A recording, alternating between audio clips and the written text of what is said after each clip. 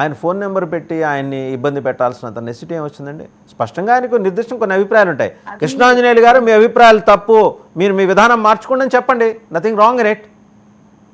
అది ఎవరు చేసినా తప్పేనండి, నేను కూడా దాన్ని ఖండిస్తాను. బట్ జనసేన వాళ్ళు చేశారంట మాత్రం నేను ఒప్పుకోను. ఎందుకంటే జనసేన ముసుగులో చాలా మంది వస్తారు. మీరు ఇందాక మీకన్నా ముందు నేనే చెప్పాది. మీరే చెప్పారు. ఇప్పుడు ఏంటంటే అక్కడ మా గ్రూపుల్లో కూడా వాట్సాప్ గ్రూపులో ఎవరు వచ్చి జాయిన్ అవుతారో కూడా తెలీదు. ఆ లింక్ తెలిసిన వాళ్ళు ఎవరెవరో షేర్లు చేస్తారు, వాట్సాప్ లింక్, దానిలో నెంబర్ ఆఫ్ పీపుల్ వచ్చి జాయిన్ అవుతారు. వాళ్ళు జనసేన ముసుగులో ఇష్టానుసారం ఈ రెచ్చగొట్టేలాగా అందరికి జనసేన దూరం చేసే ప్రాసెస్ లో భాగంగా హీరోలు ఫ్యాన్ బేస్ వారు ఒకటి ఇలాగ ఎవరైనా మాట్లాడిన విశ్లేషకులు వాళ్ళ మీద ఈ రకమైన దాడి చేయడం, ఇలా ఒక అయితే గట్టిగా ప్రయత్నం ఇప్పుడు కాదు, 10 ఏళ్ల నుంచి ఇదే తంతు. సో జనసేనలో ఉన్న ప్రతి ఒక్క కార్యకర్త నాకు తెలిసి ఎవరు అలాంటి పనులు చేయరండి. ఎవరు 100% నేను హామీ ఇస్తా. ఇంత పెద్ద సభలు జరుగుతాయి, మీరు ఏ పార్టీ సభలు జరిగినా కూడా అందరూ లిక్కర్ తీసుకొని వెళ్ళే వాళ్ళు ఎక్కువ మంది ఉంటారు. కానీ మా జనసేన సభలకు వచ్చి మీరు వెతకండి, ఒకళ్ళు కూడా కనీసం మందు తాగినోడు కనిపించరు. అంత డెడికేటెడ్గా ఉంటారు. అంత డెడికేటెడ్గా ఏ సభలైనా జరుగుతాయి. అంటే పవన్ కళ్యాణ్ గారు క్రమశిక్షణ విషయంలో చాలా జాగ్రత్తలు. ఇప్పుడు ఇందాక ముందుకు వచ్చి 50 మంది అరుస్తూ ఉంటారు, ఆయన కూడా ఇరిటేట్ చేస్తాను.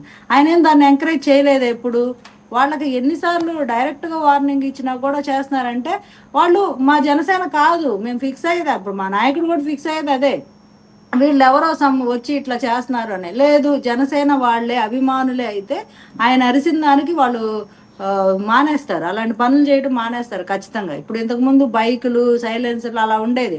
ఒకసారి ఆయన బహిరంగంగా చెప్పారు, మీరు ఓట్లు వేయాలి, మీరు సమాజాన్ని సర్వీస్ చేయాలి, ఇలా కాదు మీ ఆనందం దానిలో చూపించిందంటే ఆ రోజు నుంచి ఈ రోజు వరకు కూడా యువత అలాంటి పనులు చేయలేదండి. పిఠాపురం ఎమ్మెల్యే గారు తాలూకా అని బోర్డు వేసుకొని తిరుగుతుంటే ఆయన బహిరంగం చెప్పారు, మీరు బోర్డులు వేసుకొని తిరిగి మీరు నెంబర్ ప్లేట్ లేకుండా మీ ఇష్టానికి తిరుగుతూ ఉంటే నాకు ఇబ్బందిగా ఉంటుంది అన్న. అసలు వాళ్ళు ఎంతో ఇష్టంగా చేయించుకున్న బోర్డులు కూడా పక్కన పెట్టిన పరిస్థితి.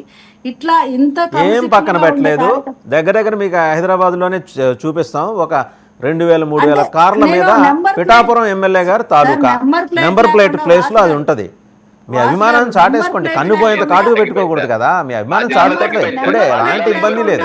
ఎవరు చేయరండి. నెంబర్ ప్లేట్ ఉంది, నెంబర్ ప్లేట్ లేకుండా పెట్టుకోవడం తప్పు, కానీ నెంబర్ ప్లేట్ ఉండి ఇంక 4 అయినా పెట్టుకోవచ్చు. నెంబర్ ప్లేట్ స్థానంలోనే అది పెట్టుకొని తిరుగుతున్నారమ్మా, నేను చెప్పేది అది.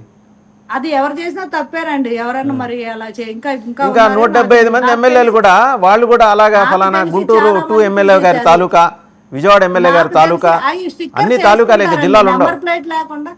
నెంబర్ ప్లేట్ లేకుండా స్టిక్కర్స్ వేసుకొని అలా తిరగడం తప్పు. నెంబర్ ప్లేట్ ఉండి మీరు ఎన్ని స్టిక్కర్లు అయినా వేసుకోండి, ఎవరికి అబ్జెక్షన్ లేదు. అది రూల్స్ అండి, ఆర్టీఏ ఒప్పుకోదు. మనకి ఏదో చూసి చూడనట్టు వదిలేస్తున్నారు, కానీ మనకు ట్రంప్ మోడల్లో అడ్మినిస్ట్రేషన్ దిగింది అనుకోండి, తాడ తీస్తారు. అదే చెప్పారు కదండి. ఇప్పుడు నెంబర్ ప్లేట్ లేకుండా ఓన్లీ అవి వేసుకొని తిరుగుతామంటే దానికి నాయకుడే ఒప్పుకోలేదు. దాన్ని చాలా మంది ఫాలో అయ్యారు.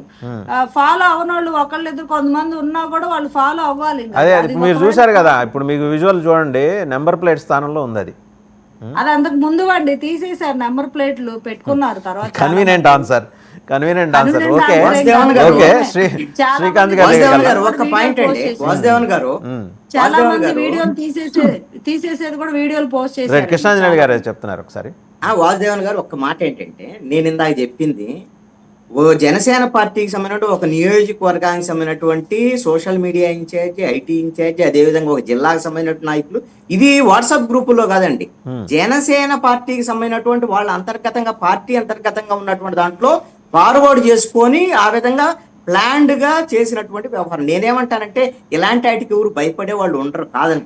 అయితే ఇక్కడ ఏంటంటే ఇలాంటి దాన్ని వాళ్ళు అదుపు చేసుకునేటువంటిది, లేకపోతే దాన్ని మానిటరింగ్ చేసేటువంటి పరిస్థితి పార్టీకి ఉండకపోతే, పార్టీ నాయకత్వానికి లేకపోతే అది పార్టీ నష్టపోయింది. ఇంతవరకు మాత్రం నేను చెప్పగలను. ఐ థింక్ అజయ్ కుమార్ గారు ఆ డిసిప్లినరీ కమిటీ చూస్తున్నారు, ఆయన కొంచెం గట్టిగానే ఉంటారు. డెఫినెట్గా ఈ అంశం శివపార్వతి గారు వారి నోటీస్కి తీసుకెళ్తారు, కొంచెం రెగ్యులేట్ అవుతుందని ఆశిద్దాం. ఒకసారి శ్రీకాంత్ గారి దగ్గరికి వెళ్ళాం. ఇందాక నుంచి ఆయన నా మీద నిందలేసేస్తున్నారు, నేనేదో జనసేన భుజాన వేసుకుని తిప్పేస్తున్నాను, తెలుగుదేశాన్ని. వైసీపీ వాళ్ళు కామెంట్లు, తెలుగుదేశం బ్రోకర్ అట. ఏందండి ఆ రాయట శ్రీకాంత్ గారు, మీ వాళ్ళకి కొంచెం కూడా ఇటువంటి- పేషెన్స్ లేదా? ఎవరు సార్ మిమ్మల్ని రాస్తారా? ప్రశ్నిస్తే దుర్భాషలాడుతూ కామెంట్లు పెట్టేస్తారా? ఇప్పుడు ఇంతకు ముందే సార్ తెలియజేశారు